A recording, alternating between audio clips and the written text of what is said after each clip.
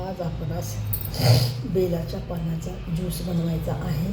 त्यासाठी आपल्याला बेलाचे पानं आणायचे आणि स्वच्छ पाण्यामध्ये असे धुवून वगैरे घ्यायचे. बेलाच्या पानाला हे असे 3 पानं असतात.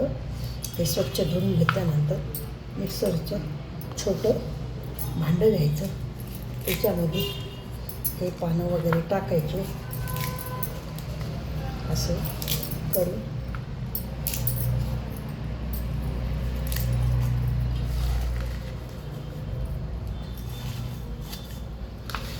टाकायचे. त्याच्यामध्ये थोडंसं पाणी वगैरे ओतायचं आणि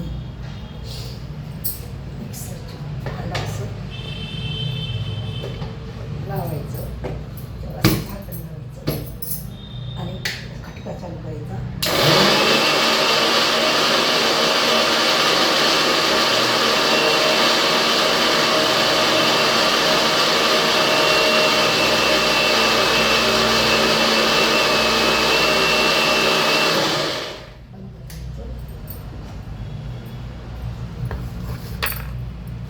पहा, आपला बेलाचा ज्यूस तयार झालेला आहे. त्याच्यात थोडंसं असं पाणी टाकायचं.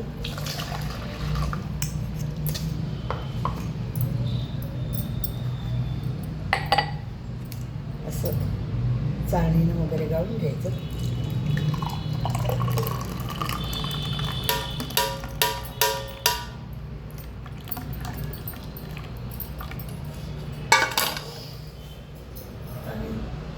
त्याच्यात थोडंसं असं शेंदे मीठ टाकायचं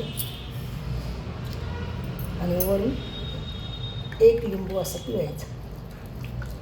हे बघा, लिंबू असं पिळायचं.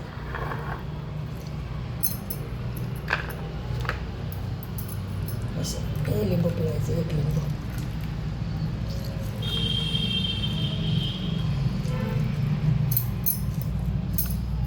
असा जर ज्यूस अंशापोटी 3 दिवस सकाळी दात वगैरे घासून जर पिला तर माणसाच्या शरीरात जे रोग असतात, बिमाऱ्या असतात, त्याला रामबाण औषध आहे.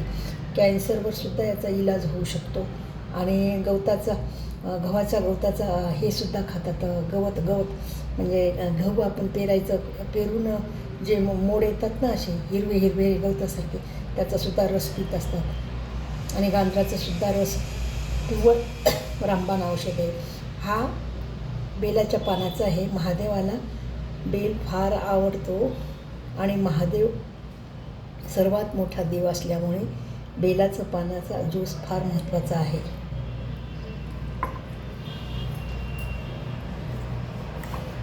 भोळ्या शंकरा तुला बेलाची आवड. भोळ्या शंकराला बेलाची आवड असते.